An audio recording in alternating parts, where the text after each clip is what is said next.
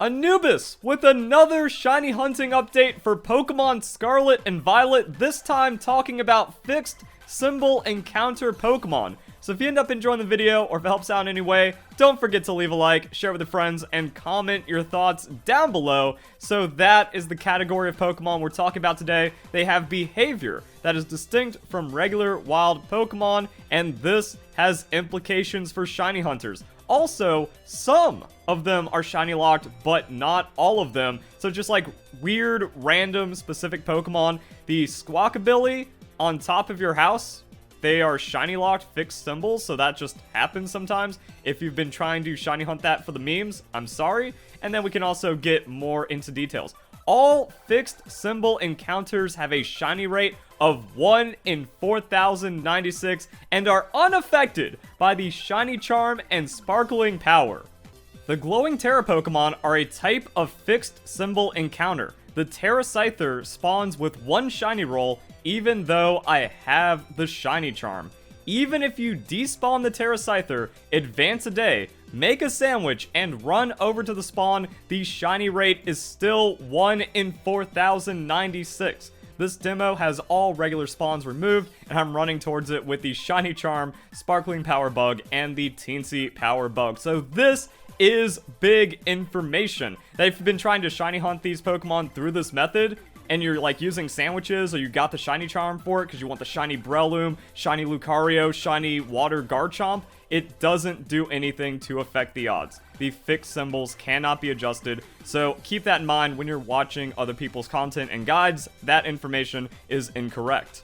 You may have noticed the scale is set twice in the previous 2 videos. Terra fixed symbols have increased scale. The lowest I've seen is 200, and they're unaffected by teensy power. This gives them a higher chance of getting the jumbo mark. So just a little bit of extra shenanigans with how these Pokemon work. Same goes for non-Terra fixed symbol encounters. Even with Shiny Charm, this Spiritomb spawns with only 1 shiny roll. So an effective shiny rate of 1 in 4,100, and it doesn't get a scale bonus. They are not affected by sandwich powers at all.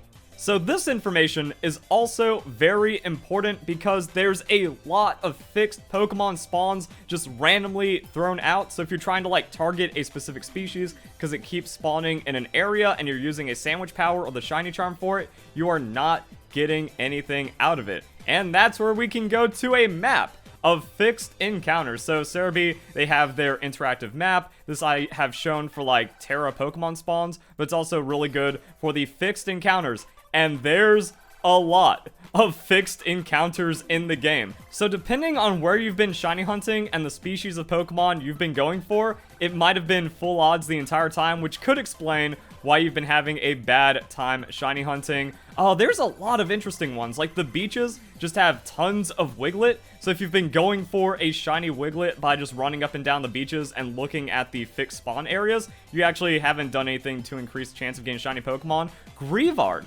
Also, another interesting one, because a lot of the Greavard spawns are just going to be fixed encounters. So making sure you're shiny hunting in an area that has wild Greavard spawns as opposed to fixed Greavard spawns is going to be very important if you want the pumpkin Greavard.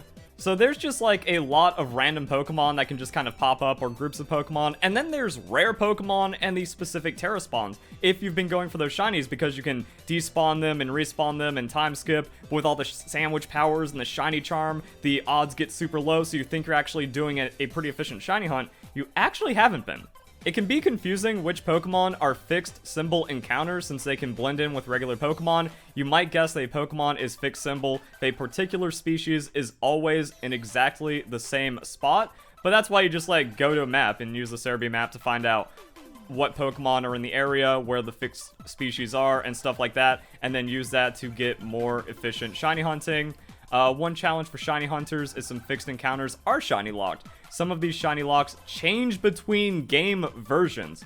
For example, there's a Wingull on this fence that wasn't shiny locked in 1.0, but became shiny locked in 1.0.1. So yeah, just some of the random weird fixed Pokemon that kind of apply to a theme in the game, where it's like, oh yeah, you got some Squawkabilly on the house, got a Wingull hanging out by your house as well, and just kind of ties the world together. Oh, it turns out they're shiny locked sometimes, depending on the version or not. Rather than answering every question about, is this encounter shiny locked, I'll give you the dumps so you can find it yourself. Great. And now we have an update for the graphic of how shiny hunting works in Pokemon Scarlet and Violet. So this is version 1.1 of the table for version 1.0.1 of the game, making the note, fixed symbols are overworld Pokemon that always appear at the same spot. Glowing Terra Pokemon are a type of fixed symbol encounter, and they will always have a flat shiny rate. So we have things like Shiny Charm plus Sparkling Power level 3 on the sandwich, giving you approximately 1 in 700 chance of getting a shiny Pokemon. Shiny Charm plus Masuda Method, about 1 in 500 chance. So people were thinking like, oh, if I just despawn and respawn and time skip that Spiritomb, it's going to be faster than hatching eggs, even though the rates are like slightly worse. So people were thinking like, oh, it's going to be a good way of shiny hunting, but it wasn't. So that's the takeaway. And then we have some misinformation about shiny hunting to dispel. I'm aware of the large number of rumors for things like KO chaining outside of outbreaks, Sparkling Power affecting eggs, Everstone shiny locking eggs, Area 0 having higher shiny rates. I've checked, and none of these rumors are true. You all are simply lucky or unlucky. And that's just kind of the weirdness of what happens when over 10 million people play a game and you're dancing with odds anywhere between 1 in 500 to 1 in 4,000 with all these crazy spawning mechanics and modifications of the shiny rolls to where people are going to feel some kind of weird stuff going on. This goes back to Pokemon Let's Go, where Anubis discovered that whenever you're doing chaining, it's only the next spawn of a Pokemon that gets the better shiny odds. So if you get a chain of 30 and then you walk in and out, it's not that every one of those Pokemon has the lowest odds. It was just the Pokemon that spawned after you got the KO for that 30 chain. So if it only takes you 15 minutes walking in and out of an area and resetting the spawns inside of a route, and you have something like the Shiny Charm and you also have the Incense, that was just the Shiny Charm and Incense pulling that weight and you spawning, you know, a dozen Pokemon a minute to get the shiny rolls from just overworld Pokemon. So overworld shiny hunting is crazy, feels weird. I've had some weird stuff happen myself, that every time I've shown up to an outbreak and gotten a shiny Pokemon, it was always at the full odds. I'd show up, KO Pokemon, and then the next Pokemon that appears is shiny. It feels weird, it feels like something else is going on, but that's just what happens when you're playing around with crazy odds. And if you want to test your own rumor and then prove everyone else wrong, here is how you do it. You go deep into the math. So, I thought I'd share a table I made for how you can prove that data miners are wrong about shiny rates for hunts in Pokemon Scarlet and Violet. Because even though we have data mining, even though we have hard testing and rates and shiny locks and stuff, people are saying, no, my experience proves that wrong. All you need to do is get a bunch of shinies and track your exact encounters. I've seen folks claiming that things like Sparkling Power applies to eggs, KO bonuses exist outside of outbreaks, fixed symbol encounters have bonuses, etc. None of these things are true according to research and data mining. If you aren't convinced or want to do your own research, you can take a look at this table. In order to be confident, through mathematics, all you need to do is be meticulous about your shiny hunts and keep track of every single encounter and how many shinies you have found.